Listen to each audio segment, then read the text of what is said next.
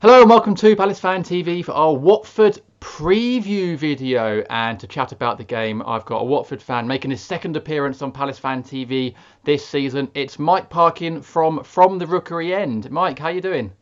Well done, Jim. I know that's a bit of a mouthful from the Rookery End. So yeah, congratulations. Yes, hi, I'm good. Thank you very much. Thanks for having me on again. You're very welcome to come back and let's preview Saturday's game.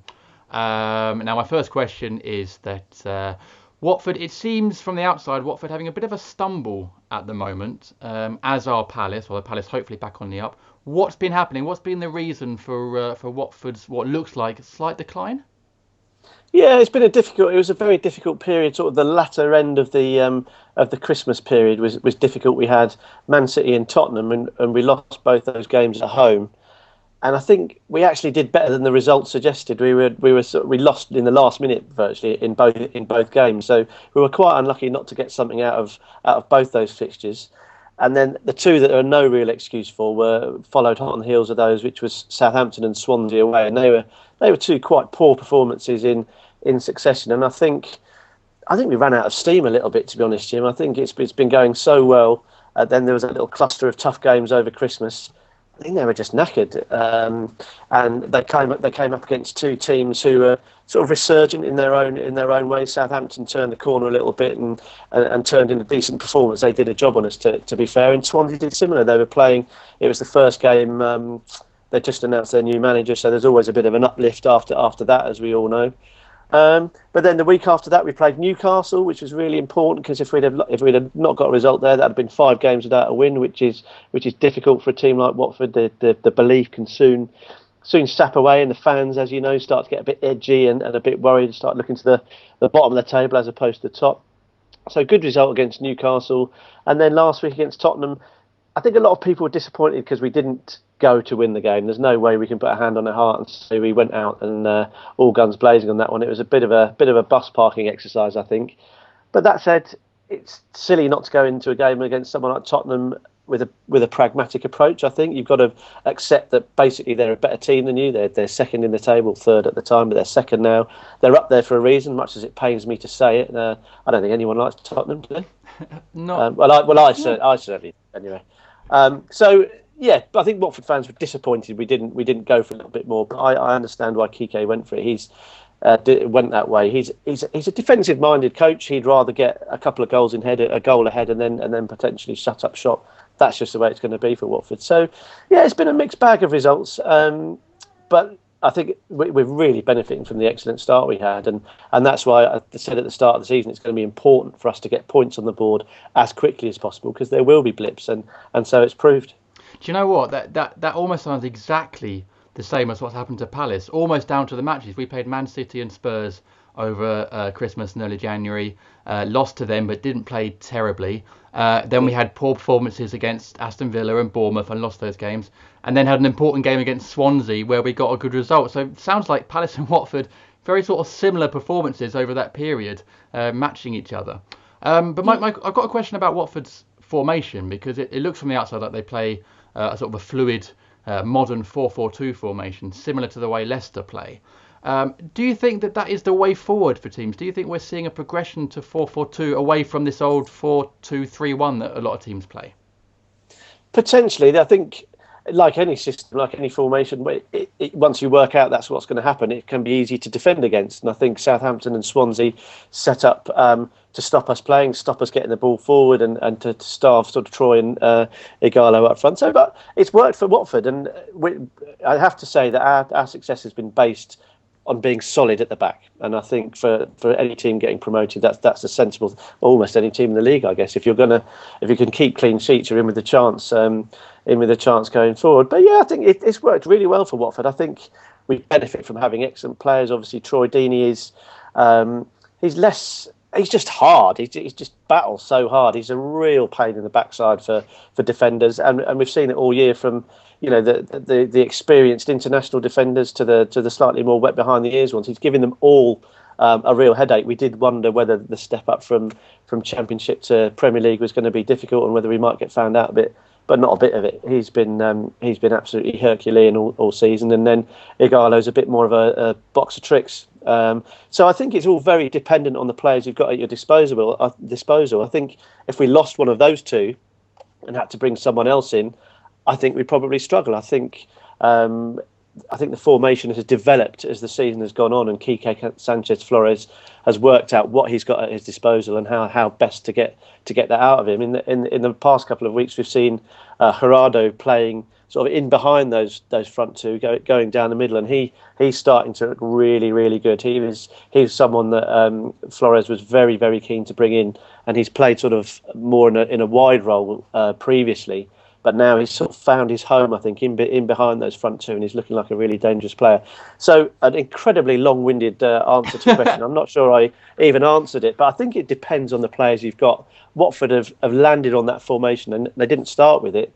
It's evolved into that, and I think that's about the coach understanding the players and their capabilities. But it's done great. I wouldn't say we're playing with as much vim and vigour as Leicester, perhaps, but it's worked wonders for us, so I'm not going to complain at all. I think there's quite a lot of Palace fans that would like to see Palace try something similar, because Connor Wickham's back from suspension, and possibly trying to match him with Adebayor up top. And I think we're hoping, similar to what you're saying, that they might be the personnel who could push Palace on a bit. But my question about that front two, Ighalo and Deeney, who have been absolutely fantastic for Watford, is it as simple as you keep them quiet, you have a better chance of beating Watford?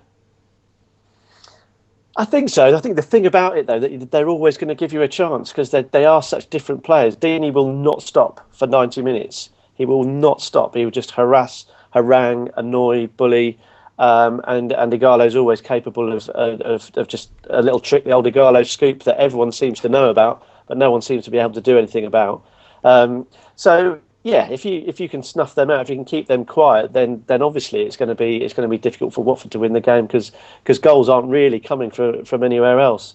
But I've mentioned players, Gerardo, who is incredibly capable. He's growing in confidence as the week goes on. And I reckon he's potentially got goals in him, and people like Capoue as well, who break forward from midfield. So whilst they haven't necessarily shown it in the stats, and we haven't got goals from many other players, there are threats. So I think if you focus too much on those two, there are going to be opportunities opening up for other players. But yeah, the honest answer, if you do keep them quiet, the odds are Watford are going to struggle. But that's not to say there isn't some potent attacking threats elsewhere. And what about the weaknesses in Watford? What should Palace be sort of focusing on going forward to try and unlock the Hornets? No comment. I think set pieces. We've looked a bit sort of flaky defending set pieces. Tottenham had quite a few corners at the weekend, and we never looked 100% comfortable dealing with those. So I think we can look a bit vulnerable from dead ball situations. But apart from that, Watford, to be honest, they've been pretty solid. And like I say, Quique has built this squad this season on a very solid defensive base, and I think we've looked solid all over the pitch. I think what we haven't seen from Watford is the ability to like really turn a game around. If we've got a goal down or even 2 goals behind, you're probably going to say, most Watford fans are going to say, well, that's game over, because we haven't seen that massive transformation, that swing, that ability to drag a game back. We've started slowly in games and not necessarily been in a game as much, but we haven't conceded and then gone on to win it. I think the away game at Stoke is a really good example, where for half an hour or so we looked like a newly promoted side. We didn't see much of the ball, and Stoke bossed it, but we hung on in there and ultimately got a really well-deserved win. But if we'd have gone behind early, that's when I think we struggle. So it's more match situations, I think, that we find ourselves slightly weaker than individual positions on the pitch, if that makes sense. Mm-hmm. Okay, well, should we try and do a prediction for the game? We've both written down what we think the score's going to be, so should we hold it up at the same time and see what we got? Are you ready? Yeah, I know you've got a fancy light box thing going on. I've just got a bit of paper and pen. The Premier League now, Tim. The Premier League now, Tim. Okay, are you ready? On 3. Ready? 1, yeah, 2, 3. Oh, so you've gone 1-1. I reckon I get extra points for this. Watch this. Oh, that's Ta-da! very fancy. Yeah, I think maybe you get the points for that, to be honest. I need to get Palace Fan TV. We need to invest in a light box now we're Premier League. Let's do it. Let's Absolutely. do it. Get the money in. So it's gonna be a close game, we both think, don't we? I think so, and I mentioned the Tottenham game where Watford didn't show much ambition, and I think what that's fine. I think we'll accept that. But what it does mean is that games against Palace, the teams who are in and around us at the same point of the table, they're even more important. So I think there is a bit of pressure on this Watford side and on Kike to deliver at least a decent performance. So if you're not going to go for it in certain games, you have to then go for it in others. So I think that we'll be looking for a reaction after that Tottenham game. Really difficult because Palace are the team that Watford fans have mentioned, I think, the most in terms of who we'd like to emulate in once we've come up, because they've obviously made a decent fist of it over the last couple of years, made some good signings. It's been a bit tricky over the last couple of weeks. So yeah, I think it's been an interesting game and a real good barometer for Watford. I agree, and I think Palace are going to come into it looking for, like you say, a reaction as well to a recent week. So it could be a very interesting game. And of course, now I've said that, it's probably going to be a boring 0-0 and last on match of the day. But anyway, Mike, thank you very much for joining me. Really appreciate it, and hopefully I'll speak to you very soon.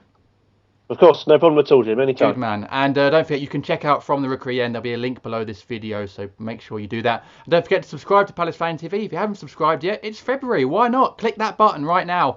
And don't forget to comment below with your prediction. What do you think the score's going to be? Is it going to be 1-0 Palace, or will it be a 1-1 draw like Mike predicts? And don't forget to follow us on Instagram and Snapchat. We're doing snaps from every away game this season. So that's it. See you again soon. Cheers.